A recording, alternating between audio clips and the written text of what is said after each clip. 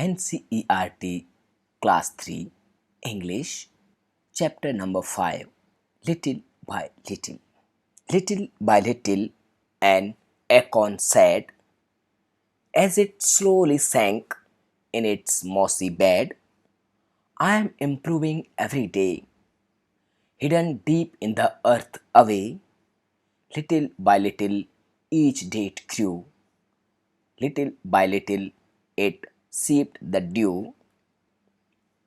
Downward it sent out a thread like root.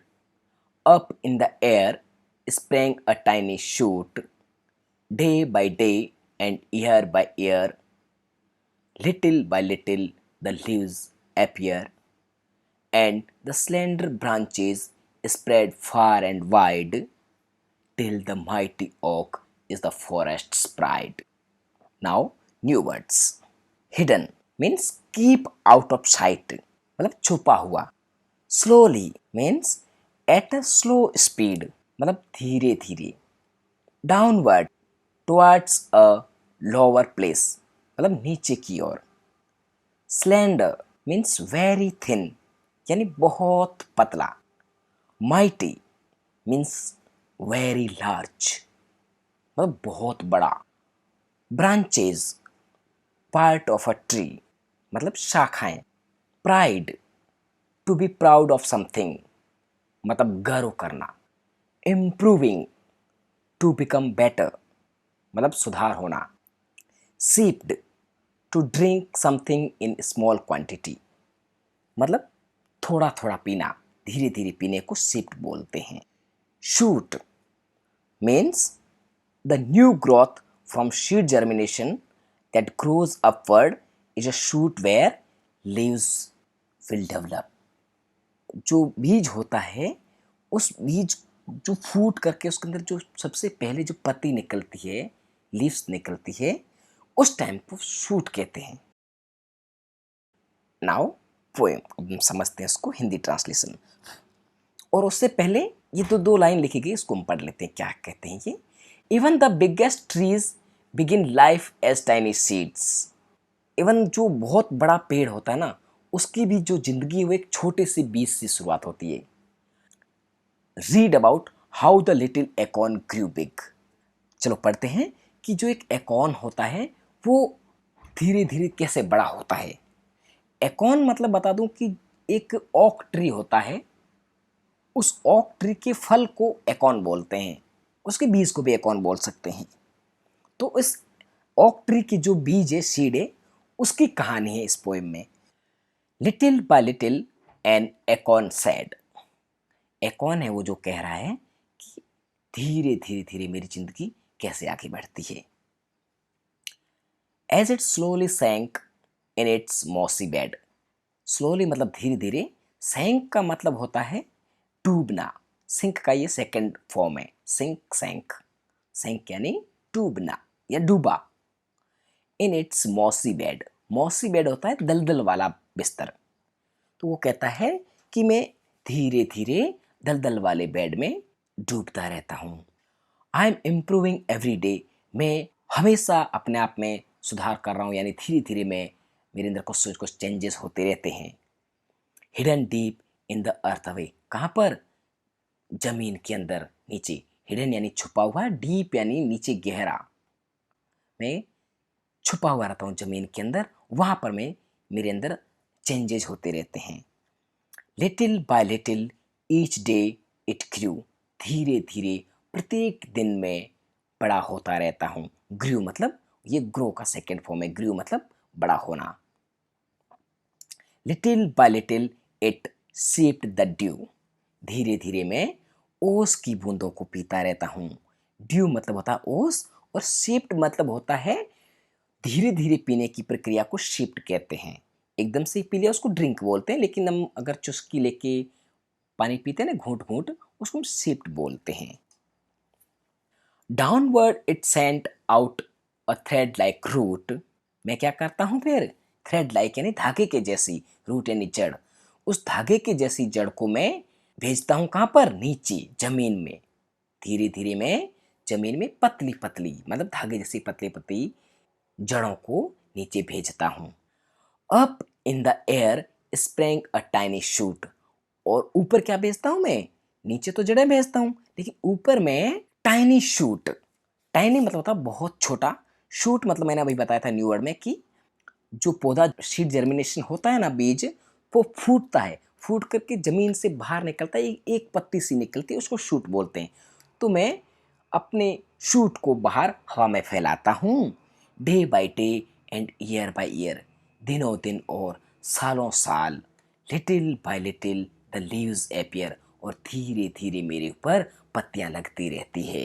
Leaves यानी पत्तियां, appear यानी लगना उसके ऊपर। And the slender branches spread far and wide. Slender मतलब होता है पतला, पतली पतली टहनियां, स्प्रेड फार एंड वाइड, उन पतली पतली डालियों से मैं बहुत दूर दूर तक फैल जाता हूं।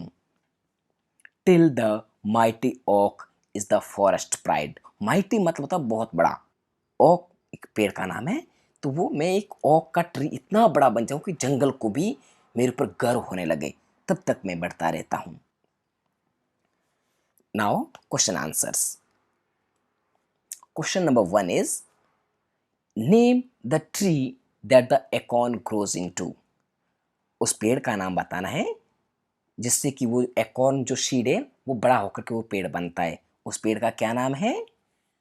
Answer is an acorn grows into an oak tree. जो एकॉर्न है वो ओक ट्री के रूप में बनता है। Now question number 2, what things does a seed need to grow. एक जो बीज को है वो बड़ा होने में किन किन चीजों की जरूरत पड़ती है ताकि वो पेड़ बन सके? Answer is a seed needs soil, moisture, air and sunlight to grow.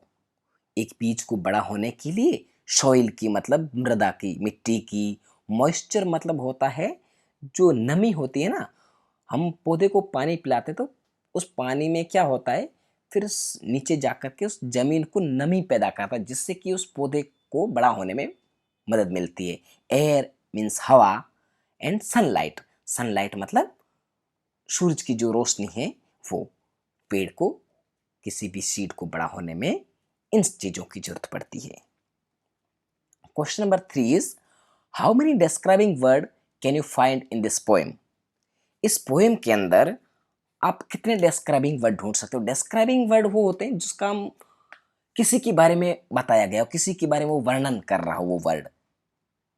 जैसे कि आई एम अ गुड बॉय, तो मैं एक बॉय हूं, लेकिन कैसा बॉय हूं वो कौन डिस्क्राइब कर रहा है? गुड। गुड एक वर्ड है जो डिस्क्राइब कर रहा है कि मैं एक अच्छा लड़का हूं। I am a good boy, तो good is a describing word. तो इसी प्रकार से ऐसे डिस्क्राइबिंग वर्ड इस पोएम में कौन कौन से हैं वो बताने हैं। We can find the following describing words in the poem. कौन कौन से? Little, mossy, tiny, slender, thread like, mighty. तो यहाँ लिटिल है, वो किसको डिस्क्राइब कर रहा है? लिटिल बाय लिटिल मतलब उसकी लाइफ को, कि वो धीरे धीरे बढ़ रही है। मौसी किसको डिस्क्राइब कर रहा है? बेड को, कि वो कैसा बेड है? मौसी बेड है। टाइनी, टाइनी डिस्क्राइब कर रहा है शूट को, tiny shoot. Slender, slender describe कर रहा है ब्रांचेस को, उसकी स्लेंडर ब्रांचेस यानी पतली टहनियां। कैसी टहनियां? पतली टहनियां। थ्रेड लाइक, थ्रेड लाइक किसको डिस्क्राइब कर रहा है? रूट को, क्यों रूट कैसा है? थ्रेड लाइक यानी धागे जैसा।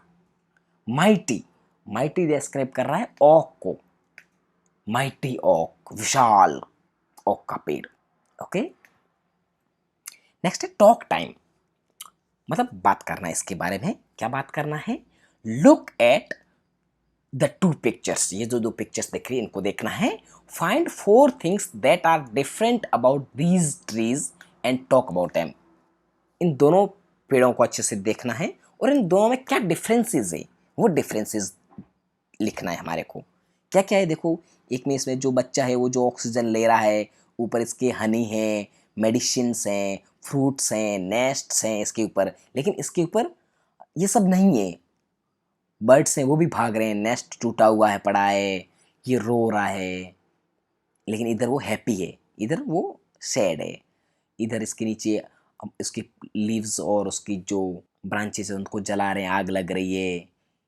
इनकी जो बार्क है उसको काट करके हम रबर और टायर्स बना देते हैं। The tree in picture 1 is happy, the tree in picture 2 is sad, दूसरे वाले में वो सैड है। The tree in picture 1 is getting everything that it needs to grow properly, इस पहले वाले पेड़ में वो सब चीज़ें हैं जो उसको बड़ा होने के लिए जरूरत होती है, लेकिन while the tree in picture 2 is not getting anything that it need to grow properly, लेकिन दूसरे वाले पिक्चर में ऐसा कुछ भी नहीं है जिससे कि उसको वो आराम से बड़ा हो सके। Number 3, the nest in the picture 1 is proper in shape, जो पहले वाले पिक्चर में नेस्ट है उसका शेप एकदम प्रॉपर है, सही से शेप है। while the nest in the picture 2 is damaged by us, लेकिन जो दूसरी वाली पिक्चर में जो नेस्ट है उसको मैंने डैमेज कर दिया है। Number 4, the tree in picture 1 is laden with fruits, पहले वाले पिक्चर में जो पेड़ है वो पूरा फलों से लदा हुआ है। The tree in picture 2 does not have even a single fruit, लेकिन दूसरे वाले पिक्चर में जो ट्री है उसके ऊपर एक भी फल नहीं है। Look at picture 1, write 3 sentences on what the trees give us। अब हमारे को क्या करना है, ये पिक्चर 1 है, इसमें आपको देखना है और 3 सेंटेंस लिखने हैं, 3 वाक्य लिखने हैं। क्या लिखना है कि हमें वो पेड़ क्या देता है। नंबर 1 है trees give us fruits and vegetables, पेड़ है वो हमें फल और सब्जियां देता है। और क्या देता है, ट्रीज गिव अस मेडिसिन्स, पेड़ है वो हमें दवाइयां देता है। Number 3, trees give us fresh oxygen to breathe, पेड़ है जो हमें शुद्ध ऑक्सीजन देता है हमें सांस लेने के लिए। Okay, now look at picture 2, अब इस सेकंड वाले पिक्चर को देखना है। Write 3 sentences on how we harm the trees, कि हम पेड़ों को किस तरीके से नुकसान पहुंचा रहे हैं, उसके बारे में 3 वाक्य लिखने हैं। पहला लिखते हैं, we harm trees by cutting their barks for making rubbers and tyres, हम क्या करते हैं उसके छिलकों को काट देते हैं रबर और टायर्स बनाने के लिए। Number 2, we harm trees cutting their branches because of which the birds nests get destroyed, हम क्या करते हैं पेड़ों को काटते हैं जिससे कि उन पक्षियों के जो घोंसले होते हैं वो बर्बाद हो जाते हैं। Number 3, we pollute the environment by burning the leaves barks and branches of the trees, हम पेड़ के पत्तियां, उसके छाल और उसकी टहनियों को जला करके हम पर्यावरण को प्रदूषित कर रहे हैं जिससे कि पेड़ को नुकसान होता है। These words describe part of a tree, write them in the given space, नीचे कुछ ट्री के पार्ट्स लिखे हुए हैं, उन पार्ट्स को डिस्क्राइब करना है, यानी उसके बारे में बताना है कि ये क्या है। Number 1, stem, it assist the tree in standing straight, stem क्या करता है, पेड़ को एकदम सीधा खड़ा रखने में मदद करता है। Bark, it is the outer layer of the tree, मतलब उस पेड़ की जो बाहर वाली जो लेयर है, बाहर वाली जो परत है, मतलब उसका छाल, उसको बार्क बोलते हैं। Leaves, leaves prepare food for the tree, leaves है वो क्या काम करता है, पेड़ के लिए खाना बनाने का काम करता है। Branch, the branches of the tree bear leaves fruits and flowers, branches क्या करती है, वो अपने ऊपर पत्तियां, फ्रूट्स और फ्लावर लगाती है।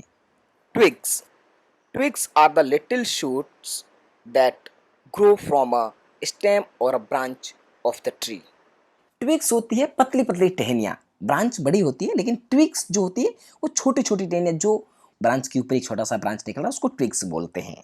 Roots, it is the part from where the tree begins to grow, this part grows inside the earth.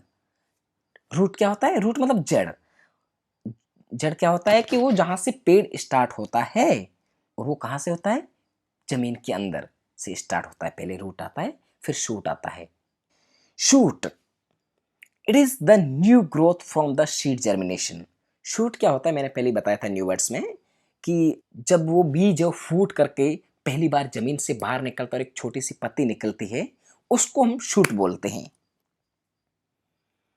Match the opposites, यहाँ जो ऑपोजिट्स हैं मतलब विलोम शब्द, उनको मैच करना है। One has been done for you, एक है जो आपके लिए किया हुआ है। माइटी, वीक, माइटी मतलब होता है विशाल का, या पावरफुल भी बोलते हैं। पावरफुल का ऑपोजिट होता है वीक, कमजोर। नेक्स्ट, डाउनवर्ड मीन्स डाउनवर्ड यानी नीचे की ओर, उसका अपोजिट हुआ अपवर्ड मतलब ऊपर की ओर। नेक्स्ट, स्लोली, स्लोली मतलब होता है धीरे धीरे, तो स्लोली का ऑपोजिट होगा फास्ट मतलब बहुत जल्दी। नेक्स्ट, लिटिल, लिटिल मतलब होता है छोटा, लिटिल का ऑपोजिट होगा बिग, बिग मतलब बड़ा। नेक्स्ट है स्लेंडर, स्लेंडर ब्रांचेस मतलब पतली टहनियां, स्लेंडर मतलब पतला, पतले का ऑपोजिट होता है मोटा, तो fat, slender fat. Next, day, day का तो पता ही है सबको, night. If you like the video, hit the like button and share with your friends. Subscribe to my channel Achla Guru for more videos. Goodbye.